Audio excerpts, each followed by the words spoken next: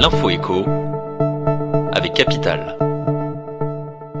On commence par la citation du jour. Ces changements étaient nécessaires pour garantir la retraite de chacun et pour produire plus de richesses pour notre nation.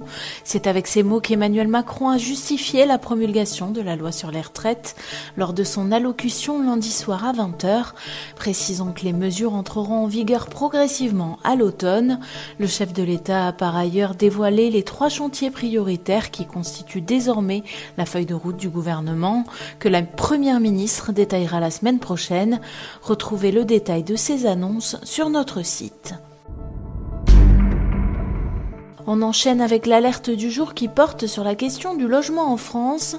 Henri Buzicazo, président fondateur de l'Institut du Management des Services Immobiliers, s'inquiète des conséquences de la baisse des ventes immobilières dans l'Hexagone. Il y voit 3 préjudices lourds à la clé qui vont menacer un peu plus l'équilibre et la santé d'une France qui s'en passerait.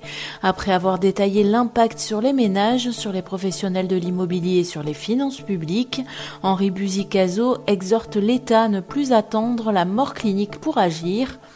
Une chronique à lire sur capital.fr. On poursuit avec la date du jour. Selon nos informations, c'est le 20 avril qu'Annick Morel présentera ses arbitrages sur la nouvelle convention médicale au syndicat de médecins libéraux. Ce texte va déterminer les conditions d'exercice des praticiens pour les 5 prochaines années.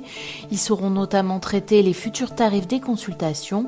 Pour Jérôme Marty, président de l'Union française pour une médecine libre, ce règlement arbitral ne servira pas à grand-chose car le gouvernement ne reconnaît jamais ses échecs.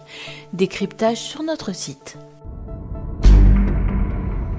Et pour terminer, le chiffre du jour, plus de 20 000 emplois sont à décrocher cette année chez 5 acteurs majeurs des transports en France. Du côté de la SNCF et de la RATP, ce sont respectivement 7 300 et 6 600 embauches qui sont prévues en 2023. Chez Keolis, 4 850 nouvelles recrues sont attendues, tandis que le géant de la construction ferroviaire Alstom prévoit 1000 recrutements en France. Dans l'aérien, le gestionnaire d'aéroport ADP a près de 630 postes à pourvoir cette année. Métiers recherchés, type de contrat, salaire. Découvrez sur capital.fr le détail de ces embauches. C'était l'info écho avec Capital.